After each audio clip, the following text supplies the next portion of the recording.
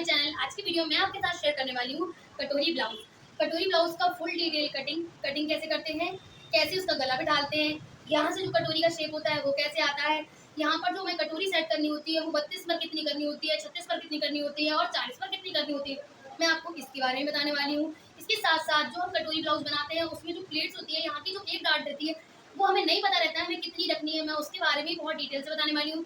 ये video beginners के लिए होने वाला है, जिन्हें समझ नहीं आ रहा है कि हम ब्लाउज की स्टार्टिंग कैसे करें, उसका कैसे काटें, उसका नाप कैसे देखें और जो भी उसकी जो स्टेप्स होते हैं उन्हें हम कैसे सीखें। तो मैंने पूरा वीडियो इसी पर ही बनाना है, तो आप इस वीडियो को बिल्कुल भी स्किप ना करें और पूरा वीडियो जरूर देखें। तो चलिए मैं आपको इसका नाप समझा देती हूँ। तो नाप है हमारा कटोरी ब्लाउज का नाप। कटोरी ब्लाउज हमारा कॉलर वाला होने वाला है। कॉलर वाले ब्लाउज में हमें क्या करना है, जो आगे के ब्लाउज की लंबाई है ये वाली, उसे लेना है 14.5 इंच, 36 सीना है, 33 कमर है, शोल्डर है जो ये यहाँ से यहाँ तक वो है 16, पीछे की लंबाई 14 इंच है, आस्तीन की लंबाई जो है वो है 10 इंच और 13 मोहरी। इसके साथ साथ मैंने एक और नाप यहाँ पर लिखा है 3 आस्तीन और 16.5 मोहरी। ये एक्चुअली थोड़ा हेल्दी उनके हाथ है और इनका हाथ यहाँ पर थोड़ा ज्यादा मोटा है और यहाँ पर पतला है, इसलिए मैंने यहाँ से यहाँ तक का 3 इंच की लंबाई का नाप यहाँ से लिया 16 और जो यहाँ वाला नाप है वो मैंने लिया 13.5। आई होप आपको ये नाप समझ में आ गया होगा। अगर नहीं भी आया हो तो आप कमेंट बॉक्स में मुझे कमेंट करके पूछ सकते हैं। तो चलिए इसी नाप के बेस पर अब हम कटिंग करेंगे। इस तरीके से रखेंगे हम कपड़े को फोल्ड करके और यहाँ पर हम ब्लाउज की लंबाई का नाप लेंगे। कपड़े को सीधा कर लेते हैं। सबसे पहले इस तरीके से कपड़े को सीधा कर लिया। इंच हमें 37 इंच लेना होगा और 36 का चौथाई भाग होता है 9 इंच और जिसमें 2 पॉइंट प्लस करेंगे तो हमारा 37 इंच हो जाएगा। तो यहाँ से मैं एक बार फिर से नाप के देखते हैं नाप को। देखिए 9 में 2 लाइन प्लस करना है और इस तरीके से नाप लगा लेना है। अब हम ब्लाउज की लंबाई लगाएंगे। ब्लाउज की लंबाई है 14.5 इंच, तो हमें यहाँ पर 1.5 इंच प्लस करके लेना होगा क्योंकि जो हम तीरा लगाएंगे उस पर भी जाएगा और यहाँ जो शोल्डर पर सिलाई लगाएंगे उस पर भी ब्लाउज जाएगा। तो जो कि नाप 14.5 इंच है तो हमें यहाँ पर 1.5 इंच एक्स्ट्रा लगाना होगा। तो हम ब्लाउज की लंबाई लगाएंगे 16 इंच। ठीक है, इस तरीके से 16 इंच पर एक निशान लगा लेंगे और एक लाइन खींच देंगे। ठीक है, अब इसके बाद हम इस पर शोल्डर कितना रखेंगे, तो हम शोल्डर इस पर रखेंगे 7.5 इंच। 7 से 7.5 इंच शोल्डर रख सकते हैं आप। यहाँ पर मैं 7.5 इंच का शोल्डर रख रही हूँ क्योंकि जो ब्लाउज है वो हमारा कॉलर वाला होने वाला है। कॉलर वाले ब्लाउज के लिए हमें शोल्डर को हमेशा ज़्यादा रखना होता है। यहाँ से हम आर्मोल रखेंगे 6.5 इंच क्योंकि जब ये वाली जगह बढ़ जाती है तो हम यहाँ पर 5.5 का निशान नहीं लगा सकते। अगर हम 5.5 इंच का निशान लगाएंगे तो मुड्ढा बहुत छोटा हो जाएगा। यहाँ जाएगा, देखिए आप हमको दिखाते हैं, देखो 5.5 इंच यहाँ जाएगा। ये इस तरीके से अब हम जब यहाँ पर मुड्ढा मिलाएंगे तो ये बहुत छोटा जाएगा, इसलिए हमें 6.5 इंच रखना होगा। सीधी लाइन खींच लेंगे इस तरीके से, 1 इंच पर मार्क करेंगे और आर्मोल का शेप दे देंगे इस तरीके से। अब हम यहाँ पर बेल्ट की रेडी करेंगे। बेल्ट रेडी करने के लिए हमें यहाँ पर 3.5 इंच पर मार्क करना होगा। तो ये देखिए मैंने 3.5 इंच पर मार्क कर दिया है।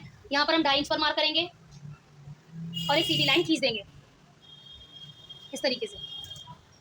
अब यहाँ से हमें 2.5 इंच पीछे की तरफ निशान लगाना है और इस निशान को इससे मिलाते हुए हम नॉक का जो शेप है उसे ड्रॉ कर लेंगे। तो ये देखिए हमारी जो तीरे की नॉक थी वो बन के रेडी है।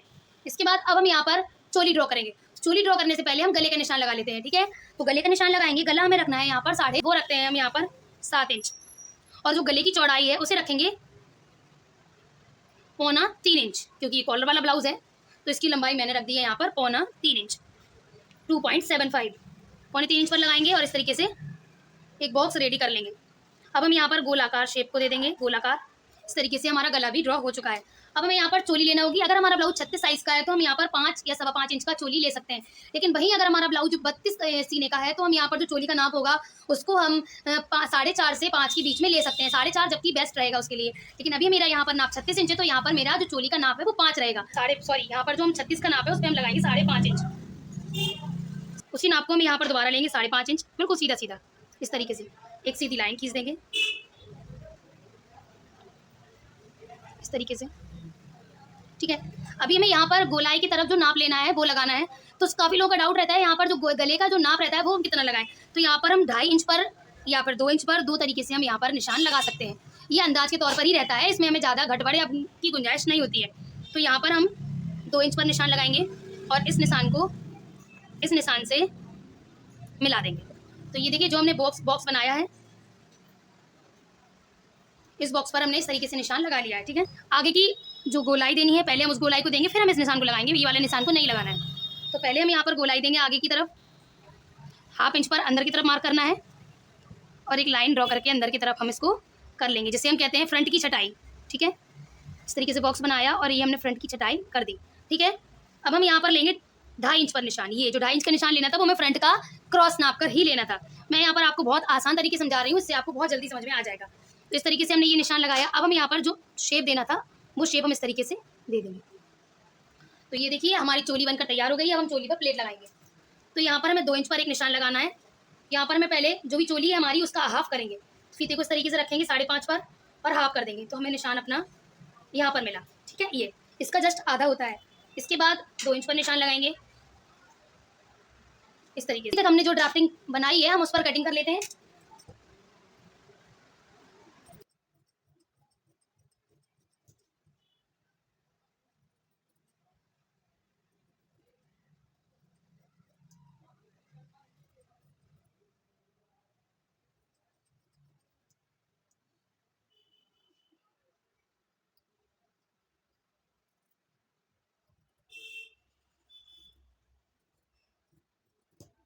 तो ये देखिए तरीके से अब हम यहाँ की भी कटिंग करेंगे।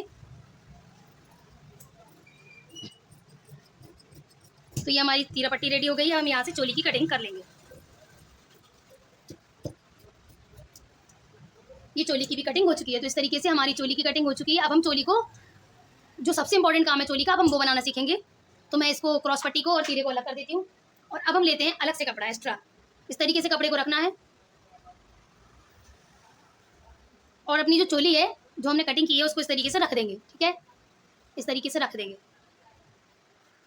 रखने के बाद हम यहाँ पर 3 इंच पर एक निशान लगाएंगे। इस तरीके से एक निशान लगा लेना है, ठीक है। यहाँ पर हमें 1.25 इंच का निशान लगाना है, एक सीधी लाइन खींचते हुए। पहले हमने सीधी लाइन खींच दी है यहाँ पर, और अब हम यहाँ पर 1.25 इंच का 1.5 इंच का निशान लगाएंगे इस तरीके से। और 1.5 इंच का निशान हमें यहाँ पर लगा लेना है। सीधा निशान लगाते हुए 1.5 इंच का निशान लगा देना है, ठीक है।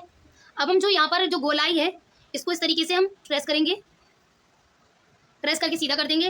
अब हम यहाँ पर आधा इंच पर निशान लगा लेंगे इस तरीके से, और आधा इंच का निशान भी हमें यहाँ पर लगा लेना है। हमें यहाँ पर कोई मार्जिन नहीं बढ़ाना है, हमें यहाँ पर सिलाई का मार्जिन बढ़ाना है। इस तरीके से हमें आधा इंच का निशान यहाँ पर लगाया और आधा इंच का निशान यहाँ पर लगाया। अब जो ये निशान लगाया हम इन निशानों को इन निशानों से मिला देंगे। इस तरीके से मार्क्स को मिलाते हुए लाइन खींच देंगे, और ये वाली लाइन को हम हल्की हल्की हाथों से मिलाते हुए इस पर अटैच कर देंगे। तो आपको यहाँ तक समझ आ गया होगा कि चोली को कैसे बढ़ाना है। आधा इंच यहाँ पर, आधा इंच यहाँ पर, और यहाँ से 1.5 इंच। इसके बाद जो हमने ये वाला निशान लिया था उसको सीधा लाइन बनाएंगे, और सीधा लाइन बनाने के बाद इस निशान को यहाँ से मैच कर देंगे स्केल की हेल्प से। इसको भी हम मिलाकर इस तरीके से रखेंगे, और ये हो गई हमारी चोली की ड्राफ्टिंग। अब जो भी हमने नाप लगाया है हम उस पर इसकी कर देते हैं कटिंग इस तरीके से। तो आपको ये चोली का कटिंग समझ में आ गया होगा यहाँ तक। अभी हम इसको क्या करना है, अभी इसको इस तरीके से पकड़ना है और डबल फोल्ड कर देना है। आपको यहाँ से फोल्ड करना है, आपको यहाँ से इसको मिलाते हुए डबल फोल्ड नहीं करना है, आपको यहाँ से इसको इस तरीके से रखना है और डबल फोल्ड कर देना है।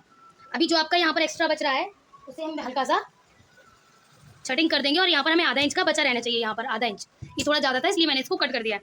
कट करने के बाद हम यहाँ पर सेंटर का मार्क उठाएंगे, और सेंटर का मार्क उठाने के बाद अब हम यहाँ पर 5 इंच का निशान लगाएंगे। जो हमने यहाँ पर पहले ही 5 इंच लिया था वही 5 इंच। तो इस तरीके से इसको रखना है, और 5 का आधा होता है 2.5, और आधा इंच मार्जिन, यानी कि टोटल होता है 3 इंच। तो यहाँ पर 3 इंच का निशान लगाएंगे इस तरीके से, और इस निशान को इस निशान से मिला देंगे। मिला दिया है ना। मिलाने के बाद हम इसको इस तरीके से पकड़ेंगे और हम इस पर एक कट लगा देंगे। तो ये देखिए हमें यहाँ पर सारे कट्स मिल चुके हैं। अब हम इसको इस तरीके से देखें, अगर ये प्लेट इस तरीके से आ जाएगा तो ये देखिए हमारी कटोरी का उभार ये आ गया है। ये हमारी कटोरी का पूरा उभार आ चुका है। इस तरीके से हमारी कटोरी रेडी होगी, ठीक है। तो हम इसको मेन फैब्रिक पर कट करते हैं।